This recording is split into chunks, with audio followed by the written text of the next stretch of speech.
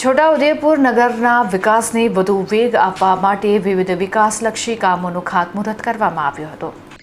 છોટાઉદેપુર નગરના વિકાસને વધુ ગતિ આપવા માટે રાજ્ય સરકાર દ્વારા ફાળવવામાં આવેલી વિવિધ ગ્રાન્ટો અંતર્ગત નગરપાલિકા વિસ્તારમાં ₹3.87 કરોડના જુદા જુદા વિકાસલક્ષી કામોનું ગતરોજ ભવ્ય ખાતમુહૂર્ત કરવામાં આવ્યું હતું। નગરના ઐતિહાસિક ઝંડા ચોક ખાતે યોજાયેલા વિશેષ કાર્યક્રમમાં અનેક રાજકીય અને સામાજિક મહાનુભાવો ઉપસ્થિત રહ્યા હતા। આ વિકાસ કાર્યો અંતર્ગત ઝંડા ચોક ખાતે આવેલ મહિલા પોલીસ સ્ટેશનથી સત્તાધાર પેટ્રોલ પંપ સુધીના મહત્વાકાંક્ષી ગૌરવ પથના નિર્માણ સહિતના અન્ય કામો હાથ ધરવામાં આવશે। કાર્યક્રમની શરૂઆતમાં છોટાઉદેપુર નગરપાલિકા દ્વારા ઉપસ્થિત તમામ આમંત્રિત મહેમાનોનું પુષ્પગુચ્છ આપી ભાવભર્યું સ્વાગત કરવામાં આવ્યું હતું। આ પ્રસંગે લોકસભાના સાંસદ જશુભાઈ રાઠવા, ધારાસભ્ય રાજેન્દ્રસિંહ રાઠવા, જિલ્લા પંચાયત પ્રમુખ ઉપેન્દ્રભાઈ રાઠવા, જિલ્લા ભાજપ પ્રમુખ ઉમેશભાઈ રાઠવા ખાસ હાજર રહ્યા હતા।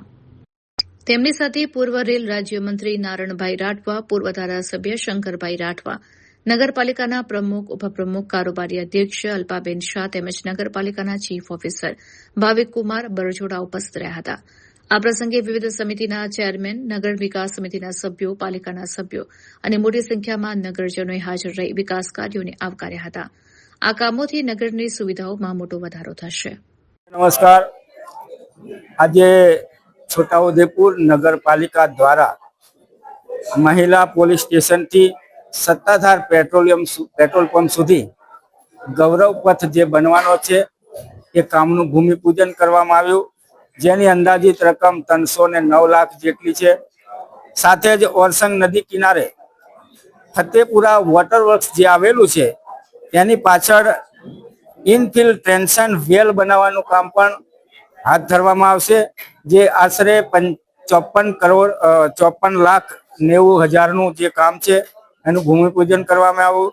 સાથે જ પીપલેજ ડમ્પિંગ સાઇટ ખાતે ટોમેલનો શેડ પણ બનાવવાનું છે, જે અંદાજે 13 લાખ કરતા વધારે રકમનો બનશે। સાથે જ ભૂગર્ભ ગટરના જે ઢાંકણા છે એ પણ બનાવવા માટેનું ભૂમિપૂજન કરવામાં આવ્યું છે, જેની અંદાજિત રકમ 10 કરોડ જેટલી છે।